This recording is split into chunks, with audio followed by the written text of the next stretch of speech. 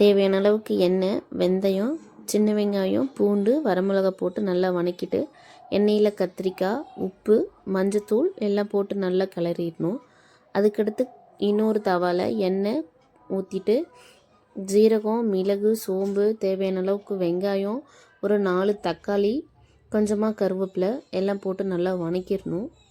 வதக்கினதுக்கப்புறம் நமக்கு தேவையான அளவுக்கு மிளகாய்த்தூள், கொத்தமல்லி தூள், சாம்பார் தூள் 3ஐயும் போட்டு நல்லா வதக்கிட்டு கொஞ்சம் தேங்காயும் அதிலே போட்டு வதக்கிடணும்.